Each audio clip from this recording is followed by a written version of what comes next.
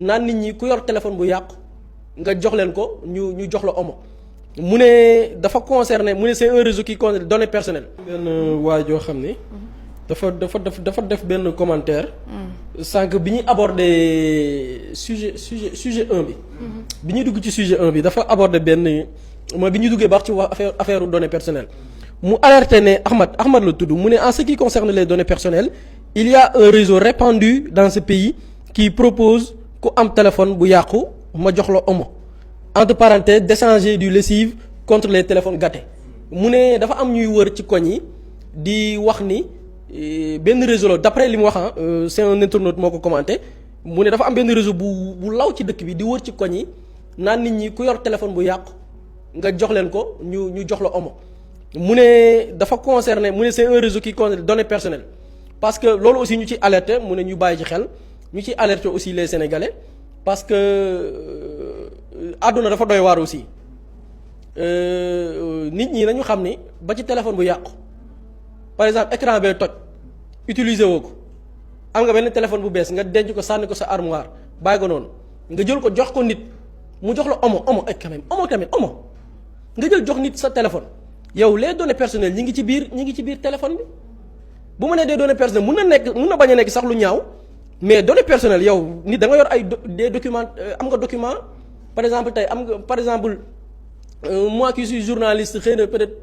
sob trop peut-être j'ai des documents yoo xamante ni c'est des documents peut-être confidentiels yoo xamante ni sama données dama ko bàyyi muy taxawaalu fenn nit ki mën na am des données personnelles yoo xamante ni nii c'est des informations bancaires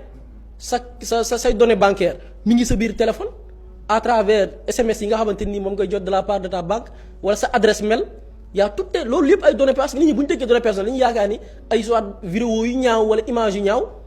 et même nit ñi ko yor tamit seen téléphone yi jël seen téléphone di ko jox un inconnu jox ma téléphone bu yàqu ma jox la omo nañu xam ne ñoom tamit ñi ngi exposer seen bopp ci ay risques yoo xamante nii ëllëg kenn xamul fan la mën a toll parce que ce qui est clair même nit ki bu fekkee ni nit ki joxe na téléphone am joxe na ko parce qu'il jàpp ki il pense que wala dafa jàpp ni il a réinitialisé toutes ses données mais réinitialiser téléphone taxul données yëpp dañ muy téléphone di ordinateur maanaam effacer ko ba lépp dañ taxul lépp dañ am na ay logiciels yoo xamante ni c'est pas des logiciels payants de c'est des logiciels gratuits boo ko installer sa ordinateur wala sa téléphone mën nga lancer benn processus de restauration boo lancer processus de restauration bi dafay restaurer tous les documents tous les fichiers donc il faut que les Sénégalais xam ni même réinitialiser téléphone taxul données yi dem de données yaa ngi ci biir téléphone bi nekk fa boo télécharger yenn application yi wala nga am sa ordinateur télécharger yenn logiciels yi automatiquement mën nga restaurer les documents c'est-à-dire en vérité li nit ñi war a comprendre mooy téléphone kenn du ko maye loolu fokk nit ñi xam ko téléphone kenn du ko maye kenn du ko tayle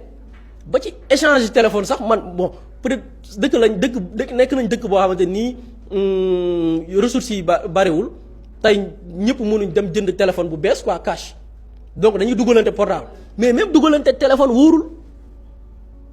parce que yaa tee données yi nekk foofu noonu réinitialiser ko taxul données yi dañ c'est-à-dire téléphone ak ordinateur kenn du ko maye sa RIB bancaire yëpp dafay nekk c'est-à-dire que il faut que nit ñu comprendre loolu téléphone ak ordinateur doo ko maye doo ko jaay doo ko teg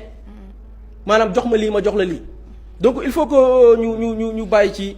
ñu bàyyi ci xel quoi nit ñi tamit gën a fàggu gis dara rek peut-être xamoo li nekk ci ginnaaw aussi ñu gën ci bàyyi xel daal. Modou Ngom nee na actuellement am na kuy romb nii. ah bon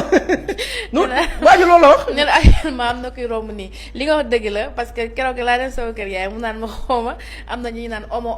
téléphone nga jox la seen téléphone jox la omo mu naan ko ay bis boo joxee sa téléphone. bi la ndax bu omo kenn wóorul. mais ñu ngi fi de dañoo bëri nag ci mbedd mi. dëgg naa ñi si banlieue la ñuy dem. waaw si banlieue dañuy dem foofu fees fa del naan la omo xam nga rek ku xëy tamit amoo loo jëndee woon. waaw boo gisee sa téléphone bu yàqu bu tëj deful dara tu te dis que bàyyi ma joxe ko rek mais bon c'est jamais sûr daal. nen moo